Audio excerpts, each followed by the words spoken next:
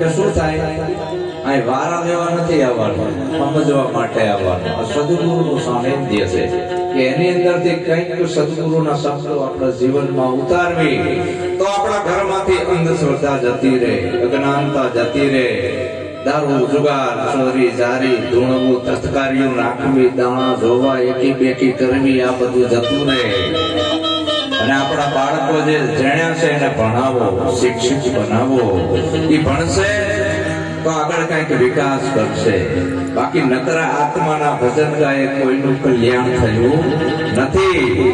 Bharat Ratna doctor Baba Saheb Ambedkar દલિત નો દીકરો, આખો દેશ એના વિચારોથી હાલે છે.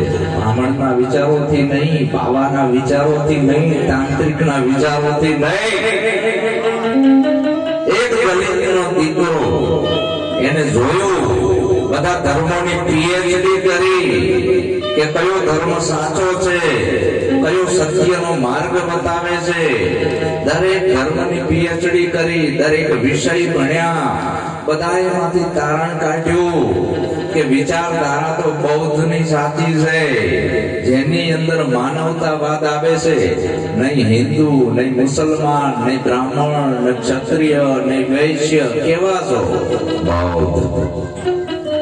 અહીંયા કોઈ વર્ણ ના આવે, એને ધર્મ કહેવાય. બહુજન હિતાય, બહુજન સુખાય, કે જેના અંદર જાજા માણસનું હિત હોય, જાજા માણસનું કલ્યાણ હોય, એનું નામ ધર્મ. એકને ઊંચો ગણે અને એકને નીચો ગણે એને ધર્મ ના કહેવાય. ભગવાન બુદ્ધે કેવું નામ આપ્યું? મહારાજ નહીં, આચાર્ય નહીં, બાપુ નહીં, ભિક્ષુ. ઘડી જાય. બાપુ બનવાની હરીફાઈ આવે, શું કરવાનું? આ ભગવાન બુદ્ધનો માર્ગ, સત્ય, પ્રેમ અને કરુણાની મૂર્તિ. એને કીધું કે ઉપર કોઈ ઈશ્વર છે નહીં, એના ભરોહે ના રહેતા. પાતાળમાં કોઈ મોક્ષના નગર નથી, એના ભરોહે ના રહેતા. તમે જેવા વિચાર કરશો એવા તમે બની જશો. તમે જેવા વિચાર કરશો એવા બની જશો. તો કોઈ બુદ્ધ પુરુષના વિચારો લો, જાગ્રત સદગુરુના વિચારો લો, આવા જયદેવ બાપા જેવાના, કે જેની અંદર કોઈ સંપ્રદાય ન આવે, લોસા અહીંયા છે, કોઈ પંથ ના આવે, શુદ્ધ વિચારધારા. ઉપદેશ શું છે? મન અને બુદ્ધિનું પરિવર્તન. સદગુરુ સારા વિચારધારા આપે છે. એ વિચારધારા ઉપર તમે હાલો તો તમે બુદ્ધ પુરુષ બની શકો. રામ નામનું નાવડું મહી બેહાડ્યું આવું રાખ, અધવચ આવતા કૂદી પડે. એમાં ગુરુનું શું વાક્ય? પંખનાડ શાહી. શું કરવું? ભગવાન બુદ્ધ કે આ કાયાને કોઈ ભગવાન જીવાડતો નથી. તારી અંદર હા આવે છે અને જાય છે, એના વડે તું જીવે છે. તો તારો હા આવે છે ક્યાંથી? તારા એકનો નહીં, પ્રાણી માત્રનો હા એક જગ્યાએથી આવે છે. હવે જ્યાંથી આપણો હા આવે છે અહીંયા મંદિર નથી, મસ્જિદ નથી, પારસી નથી, અગિયારી નથી, ચર્ચ નથી, દેવળ નથી, માણાનો બનાયેલો કોઈ ભગવાન નથી. અહીંયા સુરતાનું કનેક્શન જોઈન્ટ કરે ઈ સદગુરુ, બાકી બધા ધર્મગુરુ.